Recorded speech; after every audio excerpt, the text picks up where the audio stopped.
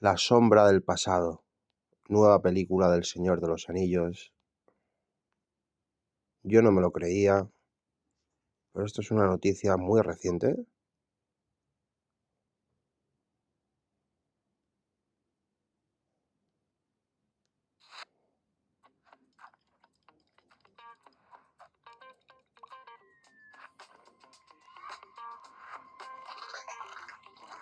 Qué chulo, nueva película.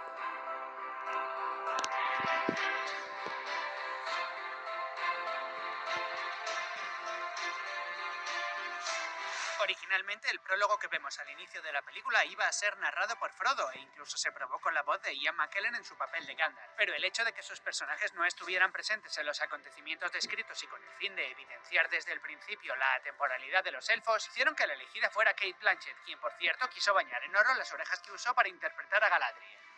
Y hablando de seres inmortales de orejas puntiagudas, ¿sabías que los actores que tenían líneas de diálogo en élfico escucharon grabaciones del propio Tolkien hablando en este idioma para aprender a pronunciarlo correctamente? De hecho, Viggo Mortensen, que habla inglés, español y danés y se defiende en catalán, francés e italiano, pidió que se revisara el guión para que Aragorn hablara más en élfico. El escenario de Hobbiton se construyó un año antes del inicio del rodaje para que toda la vegetación floreciera a tiempo. El crecimiento de la hierba se controlaba por medio de varios rebaños de ovejas que pastaban las inmensas praderas y verdes colinas de este bucólico pueblo hobbit. Y sin abandonar la comarca, ¿recuerdas este momento?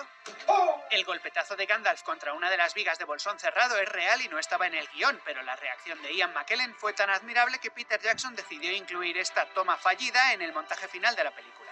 Sin embargo, no todos los golpes se vieron en la gran pantalla. Orlando Bloom se rompió una costilla al realizar acrobacias de Legolas. Liv Tyler se cortó un muslo al desenvainar la espada en su enfrentamiento contra los Nazgûl. Y Viggo Mortensen se partió un diente durante el rodaje de una escena de acción. El actor pidió rápidamente que le pegaran la pieza para seguir grabando, pero Peter Jackson prefirió llevarle al dentista y poco tiempo después de que le reconstruyeran el diente, volvía a estar rodando. ¿Y alguna vez te has preguntado por qué solo vemos el lado izquierdo de la cara de Aragorn en esta secuencia? El motivo fue un accidente que Viggo Mortensen sufrió mientras practicaba surf, un deporte al que se aficionaron todos los miembros del reparto durante su estancia en Nueva Zelanda. El golpe era tan fuerte que los maquilladores no pudieron disimular la hinchazón y los hematomas del rostro del actor, de ahí que Peter Jackson tuviera que ingeniárselas en el rodaje de esta escena para no mostrar a cámara las heridas. Su sueño era trabajar como extra y formar parte del casting del Señor de los Anillos, tenías que cumplir varios requisitos. Para ser elfo y gozar de la hospitalidad de Rivendell o Lothlórien debías medir un mínimo de 1,75 m y lucir un cuerpo esbelto y delgado. Aunque si lo tuyo era fumar la mejor hierba de la comarca, la exigencia para ser un hobbit era medir menos de 1,65 m y disponer de fuerza física suficiente para soportar numerosas prótesis. Irónicamente, John Rhys Davies, el actor que encarnó al enano Gimli, era el miembro más alto de la Comunidad del Anillo, con 1,85 m.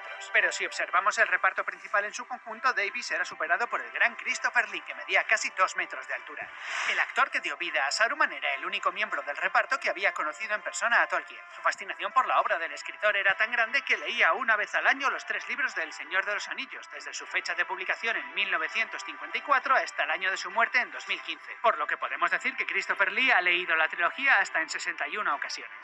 Quien nunca había leído los libros de Tolkien era Elijah Wood, cuya interpretación como Frodo Bolsón empezó unos meses antes del inicio del rodaje, en las colinas de Hollywood, donde con 18 años y cambiando su acento americano por una entonación más british, se grabó recitando algunas líneas de diálogo del personaje, vestido con un disfraz de hobbit que él mismo había alquilado. Tras editar el vídeo, envió la cinta a Peter Jackson y aunque el director buscaba actores británicos para interpretar a Frodo, el papel del portador del anillo único era suyo.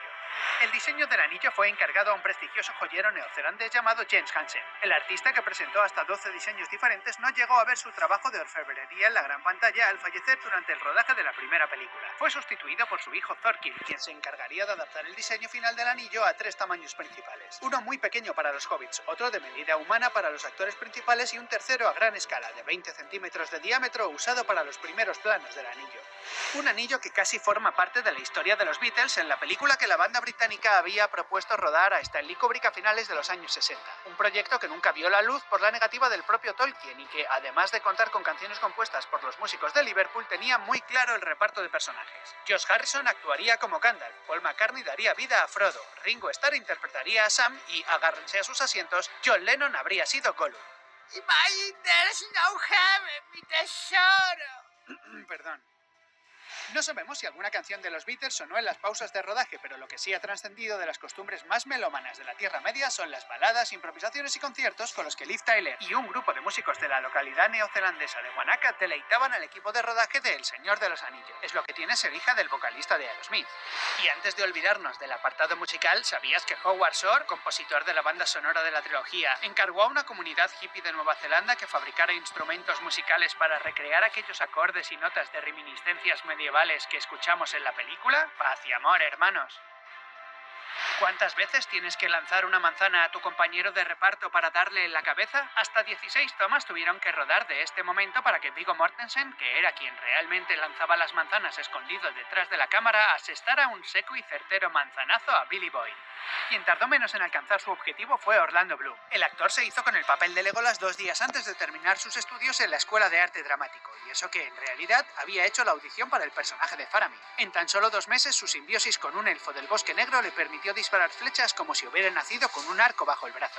Madrugar para subir una montaña nevada caracterizado como Boromir porque te da miedo volar, eso era exactamente lo que hacía cada día Sean Ben al negarse a subir al helicóptero que le acercaba al resto del reparto de la Comunidad del Anillo a lo alto de la montaña donde rodaban las escenas del Paso de Cadazras. El actor que dio vida a Boromir salía de excursión mucho antes que sus compañeros, ataviado ya con los ropajes de su personaje, y superaba una ascensión de 2 horas hasta el punto de grabación. La promesa que se hizo a sí mismo era no volar siempre que no fuera estrictamente necesario. La Comunidad del Anillo fue nominada a 13 premios Oscar, alzándose con 4 estatuillas en las categorías de Mejor Fotografía, Banda Sonora, Maquillaje y Efectos Visuales. Pero lo que muchos no recuerdan de aquella edición es que una de las 13 nominaciones fue para Ian McKellen como Mejor Actor de Reparto por su papel como Gandalf, algo muy poco común para un intérprete en una película de fantasía. Y si los Oscar contemplaran una categoría que premiara la ironía de los intérpretes detrás de las cámaras, Ian McKellen también habría sido un serio candidato a la mejor toma falsa, pues en la primera tentativa de esta escena, el actor se tomó la licencia y la guasa de gritar "espías de Star Wars", en clara alusión a la saga que El Señor de los Anillos quería destronar como nuevo rey del cine más palomitero.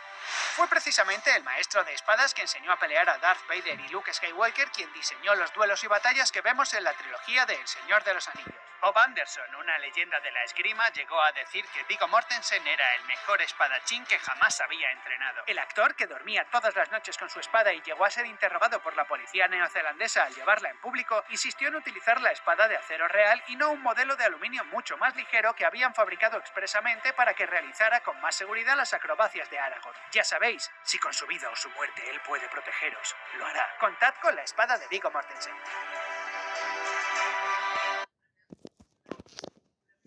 Bueno, pues enseguida vemos la nueva película del Señor de los Anillos. Si te gusta este contenido, deja un like y un comentario. Hasta la próxima.